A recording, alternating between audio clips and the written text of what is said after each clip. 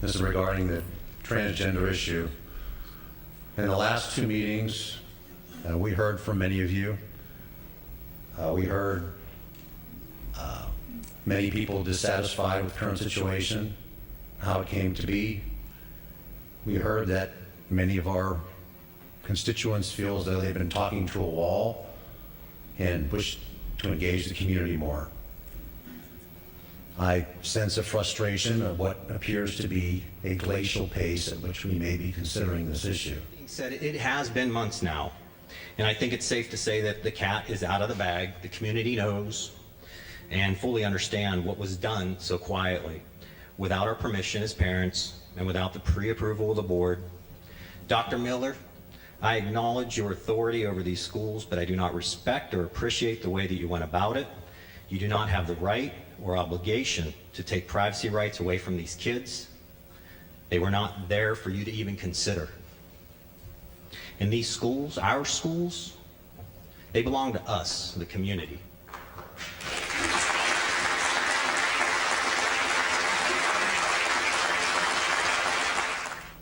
Pine-Richland has violated our trust, my right to direct the upbringing of my children, and the bodily privacy rights of my children.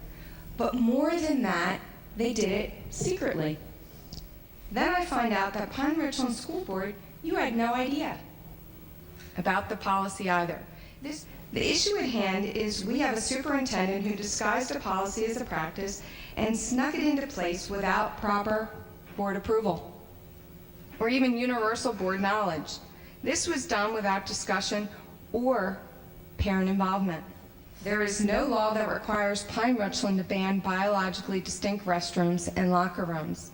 Why this right was taken away without school board, parental, or student knowledge demonstrates a severe lack of regard for the board, the parents, and the students of this district.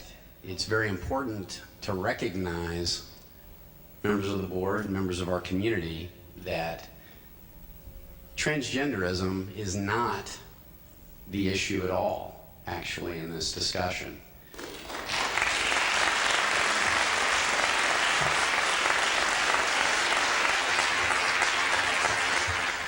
And I also like to understand what has taken the board so long to respond to this, and has anything been done with Mr. Miller, who made this decision obviously by himself? I run a big business.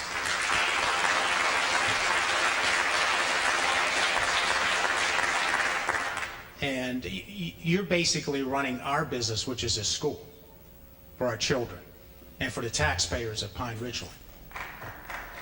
And I just think this is such an easy issue. If you were born a boy, you're a boy. If you're born a girl, you're a girl. And, you know, if there's bathrooms available for them, I don't see why we have to have bathrooms any which way they decide to go that day. It's just ridiculous to me. But if somebody came to me and said, Mr. Russell, we'd like to take your daughter to a rated R movie where there's going to be full frontal male nudity, or if they came and said, Mr. Russell, I'd like to take your son to a rated R movie where there's going to be full frontal female nudity, if they're not 18 and able to decide to go to that movie on their own, whether you agree with my choice or not, my choice would be to say, I'm sorry, you can't take them to see that movie.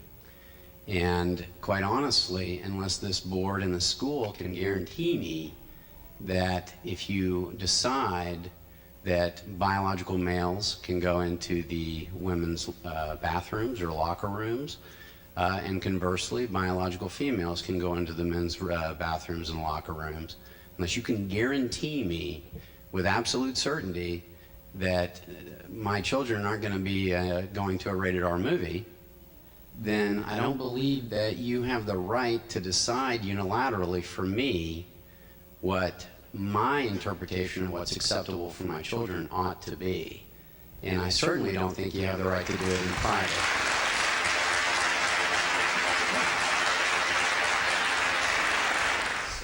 But trust is a horrible thing to lose. And Dr. Miller, you are a trusted leader of this organization that you run, this school district. You've let our community and you've let our students down. And the board, you have the opportunity to make the decisions that you think are best to continue to service all needs of the students and the parents in this community. And I hope you do the right thing.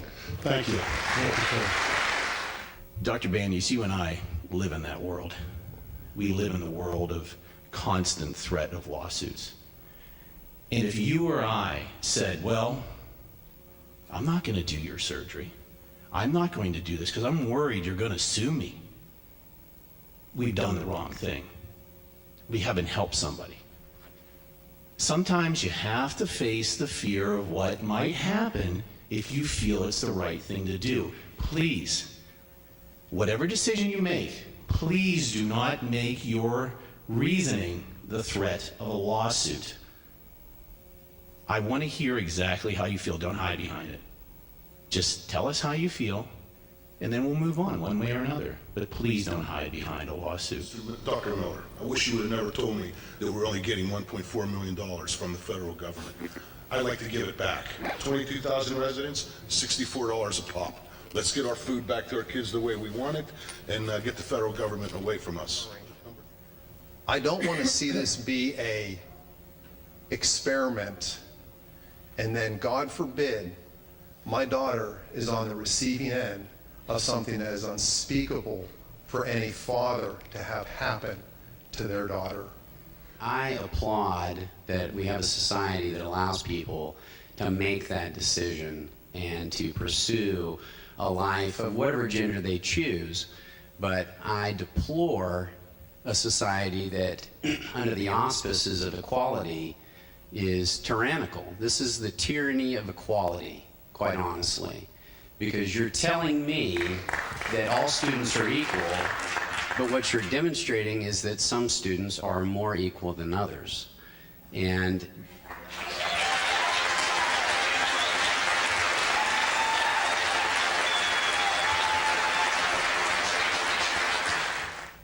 We are begging you to reinstate what was once assumed by parents just 3 months ago. We are respectfully requesting the following, and preferably in this order.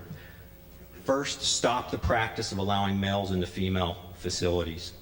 Second, develop a policy that ensures privacy for all students that is based on biological distinction. And last, make accommodations for any additional privacy needs. None of us knew that this practice was happening until that letter came out, and now we're going to wait until this process, I think the term was used in the opening remarks, of glacial, which now I think means slow and deliberate, and that's great, but we're still letting these things go on until policy Obviously, you've comes heard with we've it. set up some meetings real quick. We realize that the community wants action taken. Again, we're going to go through our process, but we're all aware we need to fast track this. this is not a referendum on transgenderism. It is not a vote on whether we accept or reject transgenderism as a concept or a life or as a choice. You can't live in a utopian dreamland where we decide that, notwithstanding what the physical realities are, we're going to decide to stick our heads in the sand about it. And that's what you're doing right now. But I hope and I pray that you will arrive at a place where you preserve the rights for all students. If some parents don't feel comfortable with the current practice in the bathrooms in our high school, it's their prerogative to keep their children from that. We are, in fact, a collective advocacy group for our local community. And I think that our jobs are to advocate for the voices of our constituents. We are servants of the community, and a major portion of that community is the parents, they're the taxpayers, and they can tell us, hey, we want our kids to participate this way, or we don't want them to participate this way. And I think that we have to develop a policy for our community. And this We will be moving forward on May 2nd with some discussion about policy, because I think it is critical that we move in that direction. And I do agree. I think this needs, in my opinion, this needs to go to committee. We've heard conflicts of privacy rights, parental rights, civil rights. In our student staff services meeting, we may begin to outline the mapping of how we may discuss the policy decisions. So we'll hope you stay tuned for that.